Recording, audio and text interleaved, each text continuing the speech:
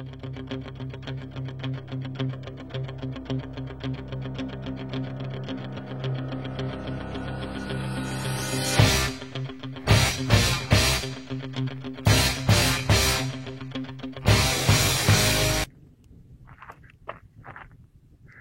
den, v rámci dnešního redakčního testu bychom vám rádi představili věrnou repliku dobového automobilu z postkomunistické éry, Škoda Favorit 136L.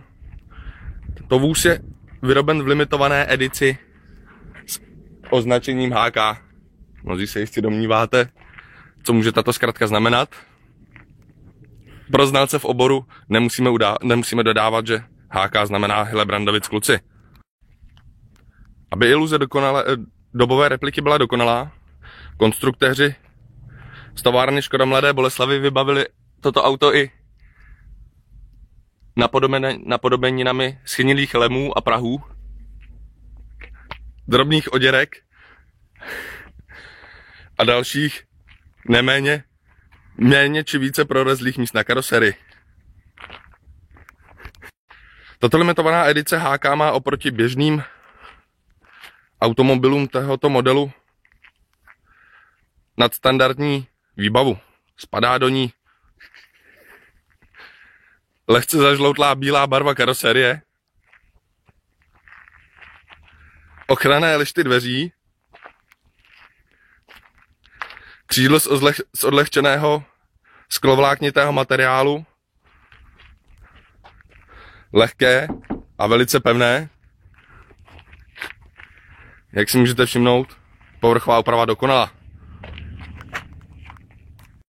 Do nadstandardní výbavy dále patří tažné zařízení, které je možno použít pro tažení brzděného i nebrzděného přívěsu až do hmotnosti 800 kg. Stěrač zadního okna s vyhříváním zadního okna. A dále v základní ceně tohoto modelu jsou i plastové kryty kol. Myslím, že toto je značka Made in sběrný dvůr. Nyní si povíme něco o srdci tohoto stroje. Je jím řadový 8ventilový nepřeplňovaný čtyřválec o výkonu úctyhodných 46 kW.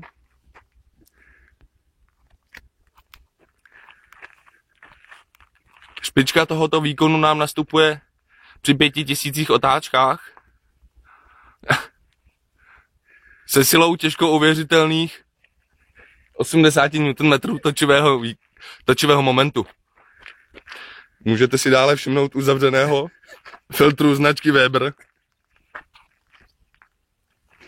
Standardně jsou tyto vozidla doplňovány posilovačem brzd.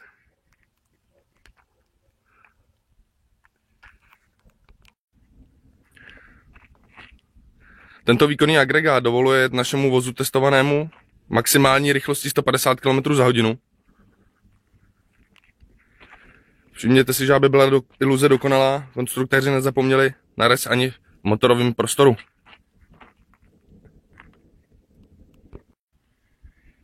Dále bylo vozidlo vybaveno oproti dnes už běžně používaným xenonovým světlometům zastaralými světlomety s archaickými žárovkami H4 a i mlhovými světlomety překrytými plastovými mřížkami. Tak nyní bychom se krátce věnovali vybavení interiéru vozu.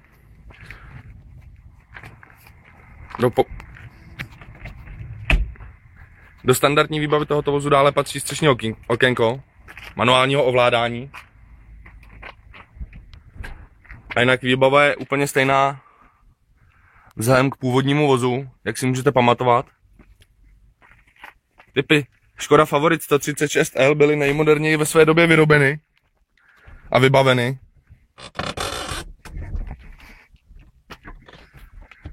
Kaplička přístroju je přehledná, dobře čitelná, nechybí zde otáčkoměr. Bohužel jediné, co zde postrádáme, jsou možná hodiny. Ale v dnešní době mobilních telefonů to není takový problém.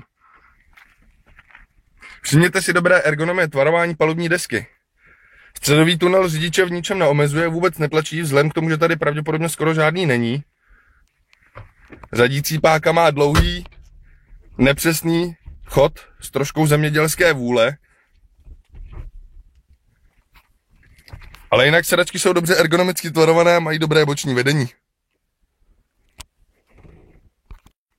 Úložných prostorů je tu nadbytek, bych řekl. Ve schránce před spolujezdcem se dnes nenachází airbag, ale jak vidíte, spousta bordelu. Ale jinak je schránka velice prostorná a dobře přístupná. Dále pod palubní deskou máme pár přihrádek na běžné drobnosti. A jako lužní prostor se může využít i popelník, pokud je majitel nekuřák. Když jsme se věnovali úložným prostorům v kabině vozu, ukážeme také zavazadlový prostor tohoto vozu. Otevírá se samostatně klíčkem. Zevnitř bohužel otevření není možné. Kufr je lehký, má plynové vzpěry, drží úplně bezproblémově v otevřené poloze. V zavazadlovém prostoru tipnul bych bude takých 270 litrů úložného místa. Koukáme, tady jsou nějaká vylepšení na podržení zadního plata. To už je nějaká modernější úprava pro lepší výdrž. Reproduktory Made in Germany. Pravděpodobně Benk a Olufsen. No a součástí povinné výbavy tohoto vozu je nadále lékárnička. A vozidlo je pravděpodobně v úpravě pro chuligány, tudíž se zde nachází i baseballová pálka, pravděpodobně značky SK Slavia Praha. A součástí povinné výbavy je také náhradní kolo, plnohodnotná rezerva, zvedák samozřejmě, a plnohodnotná rezerva, která se nachází v prostoru pod podlahou, kam se bohužel velice špatně dostává. Je zde i leno a vypadá to, že spousta nějakých provázků. Vzhledem k množství materiálu uloženého v tomto kufru vidíte, jak je vozidlo praktické. Výko zavazadlového prostoru je dále vybaveno dorazy pro potřeby tichého dovírání. Tak, prostřednictvím našeho testu bych vám ještě rádi umožnili užít si zvukové kulisy chodu tohoto motoru.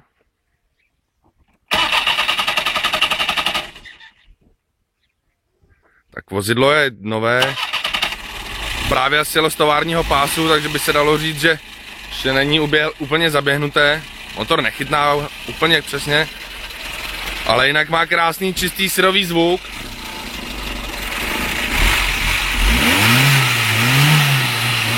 Do otáček jde krásně. Výkon, jak už jsme uváděli, monstrozních 56 kW. Dodává motor neuvěřitelnou živost, flexibilitu. V závěru této reportáže si dovolím podotknout, že toto vozidlo není pro každého, je to pouze pro fajnšmekry znalé oboru. Neboť takovéto vozidlo vyžaduje zvláštní péči a zacházení, jako se zaslouží na vozidla 20 let věku. Příští týden vám na tomto místě představíme Ladu 2102, známou také jako Žigulík. Tak díky za pozornost a naschle.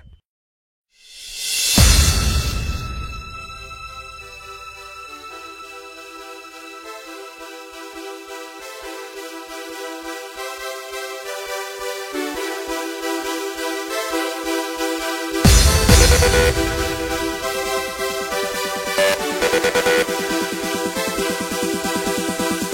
be right back.